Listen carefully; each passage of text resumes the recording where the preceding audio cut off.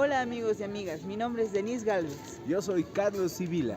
y hemos elegido tres manifestaciones culturales: El carnaval minero del Tatacacha en Potosí, el pueblo afro-boliviano en el departamento de La Paz en la zona de los Yungas, Arca Ira, jóvenes haciendo música ancestral en el municipio del Alto del departamento de La Paz.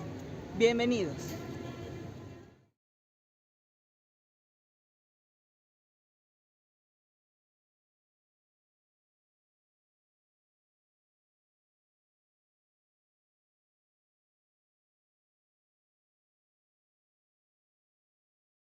El carnaval minero se origina como cualquier otra festividad traía desde Europa, es decir, que el conquistador español, además de traer tradiciones, costumbres, trajo entre otras cosas el carnaval, festividad que fue asimilada con el paso del tiempo.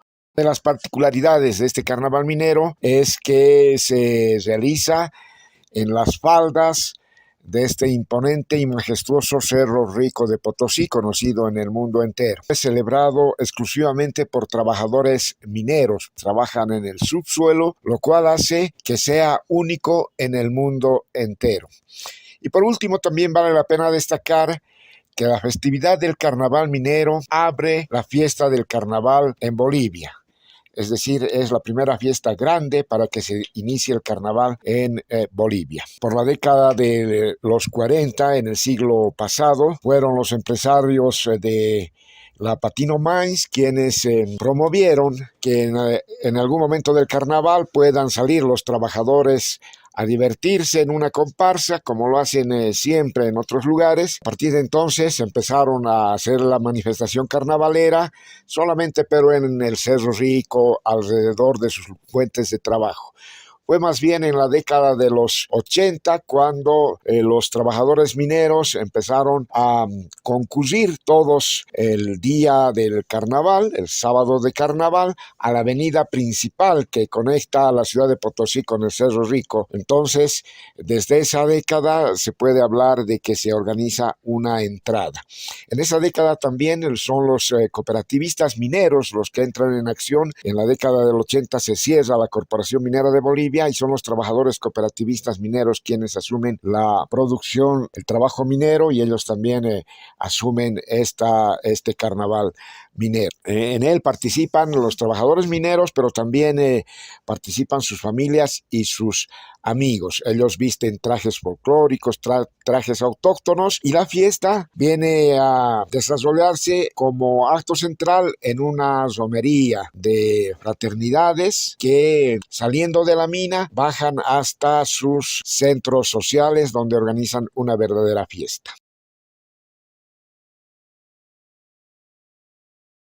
La palabra Tatacacha es un sinónimo para nominar a un santo benefactor, a un santo protector, que en la mayoría de los casos es el Cristo crucificado. Pero también está la Virgen María con la advocación de la Virgen de la Candelaria. Estas dos imágenes se encuentran en lugares expectantes, sus sedes sociales de los cooperativistas mineros, y solamente para la festividad de la bajada del Tatacacha o del carnaval minero portan cooperativistas mineros estas imágenes para que luego de la entrada vayan a escuchar la misa correspondiente. Paralelamente a los santos protectores también hay otro personaje mítico dentro de la mina que se llama el tío de la mina, que no tiene nada que ver con los santos benefactores. Más bien el tío de la mina es quien sería el dueño de todas las vetas mineras que se encuentran al interior, y es por eso que los trabajadores mineros les rinden pleitesía y le challan para que el diablo, la representación del diablo, les muestre las vetas de mineral. Es decir, que en el carnaval minero se puede advertir estas dos actividades, dos manifestaciones que se crearon en forma simbiótica en los últimos años. Por un lado, se veneran a los santos protectores de la Iglesia Católica, pero al mismo tiempo también hacen pedidos a la representación del diablo para tener mejores ganancias.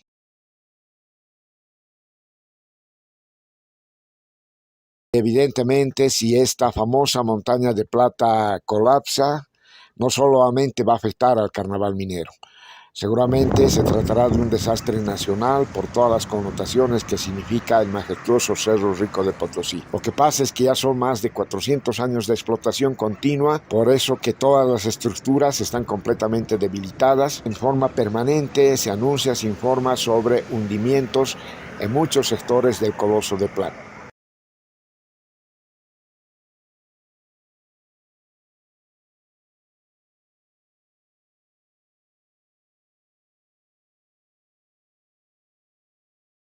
Del carnaval minero es único porque participan en primera instancia solamente los trabajadores mineros cooperativistas. La población puede entrar al interior de la mina un día antes de la entrada del carnaval a realizar la velada a los santos protectores, y es así cuando la sociedad civil también tiene un contacto directo con el trabajo, con el paraje de los trabajadores mineros. Se celebra una festividad dentro de la mina en el que participan no solamente los trabajadores mineros, y luego con sus santos protectores bajan desde las faldas del Cerro Rico a festejar la entrada del carnaval minero. En esta festividad también se puede advertir las prácticas ancestrales como es la challa y la coa, que son parte indispensable en las prácticas tradicionales de los mineros. Recordemos que los mineros son de origen campesino, es decir, estamos hablando de campesinos mineros,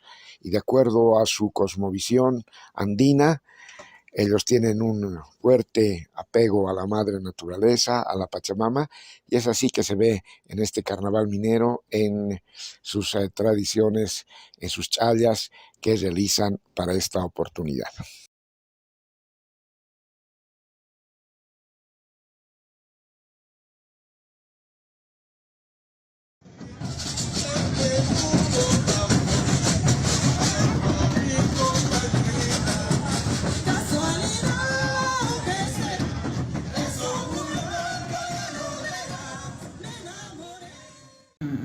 Ya no hay, así hablando con toda honestidad, la interculturalidad.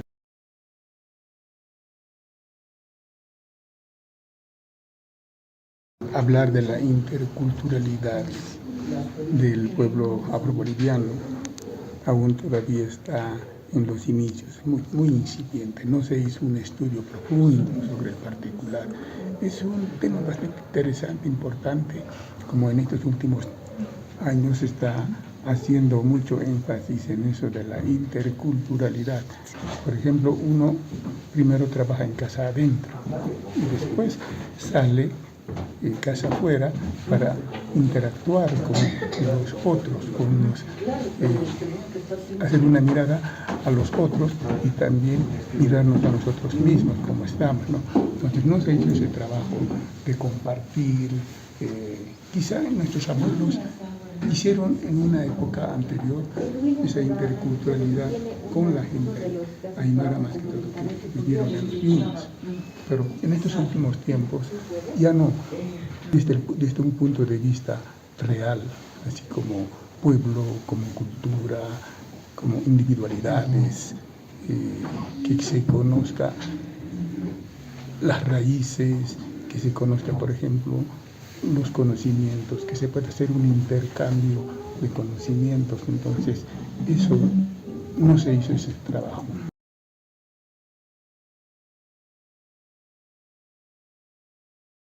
Porque la interculturalidad tiene sus connotaciones políticas, sociales, económicas.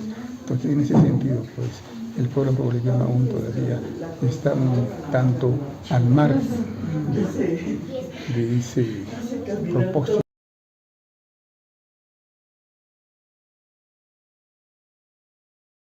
Sí, una cosa es estar reconocido, sí, pero otra cosa es identificarse como afrodescendiente.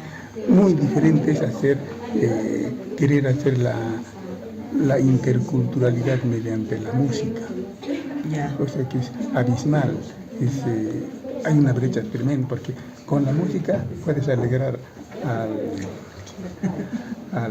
al espectador o al público. Pero otra cosa es que ese espectador realmente se sienta identificado con el pueblo boliviano. Entonces, el identificarse, sentirse identificado con el pueblo boliviano, no, todavía nos falta. Hay muchos jóvenes que al parecer que no quieren ser afrobolivianos, que no conocen sus raíces o reniegan de sus raíces. Entonces, si tendríamos conciencia que realmente nos identificamos como descendientes de africanos, creo que el trabajo podríamos haber hecho mucho más, podríamos haber avanzado mucho más en el ámbito, por ejemplo, cultural. No encuentro esa conexión entre nuestros antepasados y la generación actual. Veo que hay una brecha. Por eso el sentido de pertenencia. Entonces, se han olvidado las raíces. Porque no gritamos todos con la hazaña, porque no gritamos todos con la hazaña, bonito estamos bailando, caramba, viva Bolivia, viva boliviano, bonito estamos bailando, caramba, viva Bolivia, viva boliviano.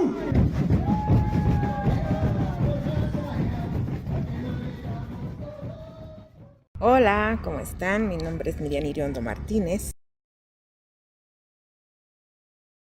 Bueno, lo asumimos porque hemos nacido en esta tierra y como tal tenemos los mismos derechos como cualquier otro ciudadano. El hecho que nos hayan reconocido a la Constitución lo hemos peleado bastante porque tenemos nuestra identidad, tenemos nuestras costumbres, tenemos nuestra propia cultura. Hay una deuda histórica. El aporte como afrobolivianos también hacemos como cualquier boliviano, ¿no? Nacido en esta tierra, entonces por eso tenemos ese sentido de pertenencia como bolivianos o afrobolivianos, ¿no?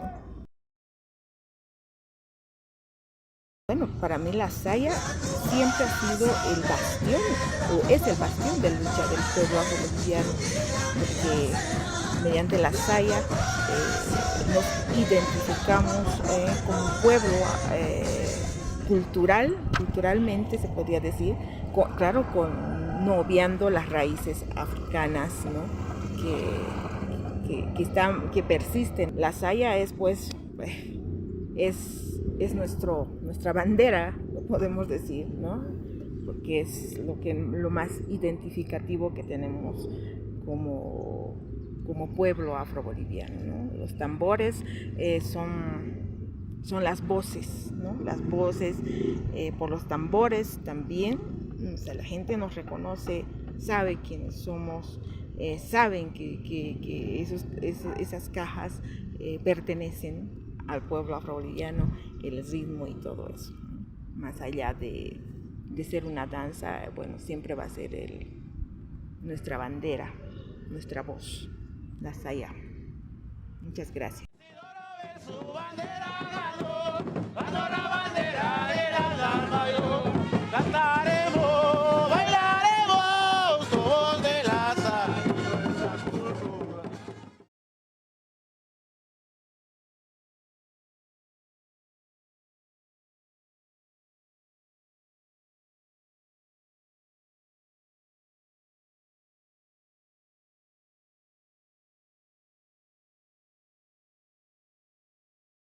Arcaíra es un espacio cultural autogestionado que nace el año 2008. Decidimos con varios compañeros, entre ellos Fernando Morales, Ruli Quena, Fernando Saucedo y mi persona Luis Marcelo Saucedo, quienes, a partir de una suerte de un trabajo totalmente autogestionado, iniciamos Arcaíra ya por el año 2008. En el Arcaíra tenemos 3 líneas de acción, una que es difusión cultural, encuentros y discusiones, debates, acción social comunitaria.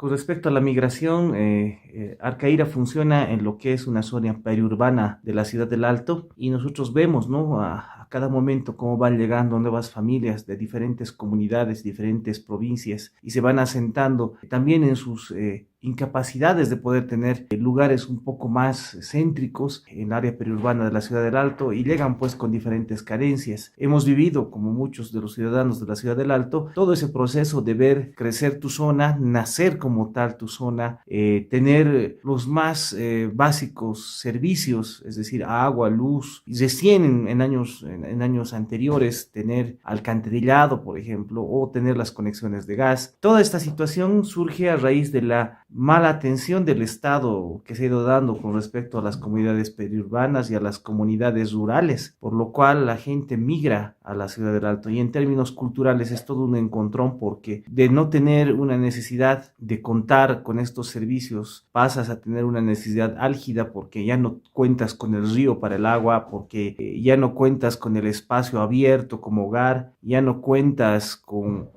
tu entretenimiento que son los animales, que son el campo como tal, y pasas a depender absolutamente de todo lo que se llama modernidad. Hay una diferencia entre el migrante aymara, el migrante del campo a la ciudad, en la ciudad del Alto. Los primeros que llegaron fueron pues una generación allá por el año 84, 86, que migraron, en el caso de mis papás, que migraron justamente porque estaba dando el proceso de la relocalización en los diferentes centros mineros, y este proceso de relocalización hizo que todas las familias busquen la posibilidad de vivir en la ciudad del Alto ya más integrados a la urbanidad.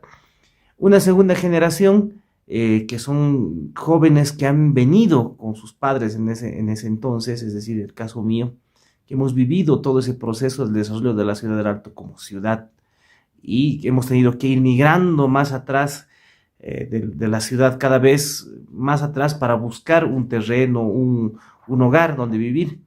Y es así como muchos hemos aparecido en Sencata. Y viene la tercera ola de la migración, que son jóvenes que están llegando producto de la situación económica y la falta de servicios en las áreas rurales, ya no un fenómeno de una relocalización como el 85, 86, sino fenómeno de la incapacidad del Estado de poder brindar estados de bienestar a estas poblaciones y llegan a la ciudad del Alto de esta manera. Ya en una cuarta generación podemos ver que hay jóvenes nacidos en la ciudad del Alto que crecen con una identidad un poco más multidiversa, en el sentido en que tienen un contacto con la ciudad, tienen un contacto con la ruralidad, pero por otro lado no pueden integrarse a unos y a otros y sí lo intentan en diferentes espacios como la universidad, en espacios como la política social y sindical de los distritos, ¿no? Pero no lo hallan y no lo logran debido al fenómeno racial y clasista en el que vivimos en las ciudades.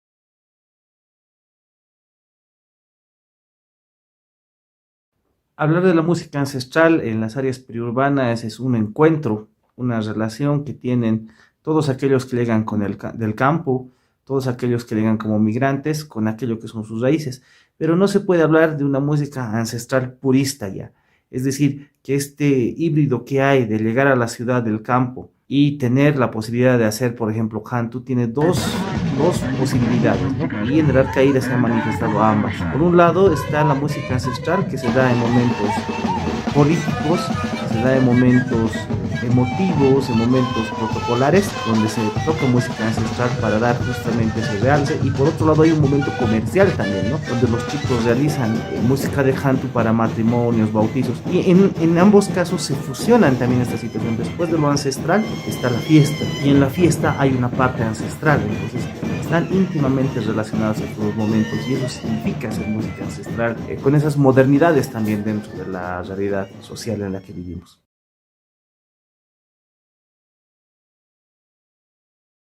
Hay una relación estrictamente política en lo que es la cultura, el arte.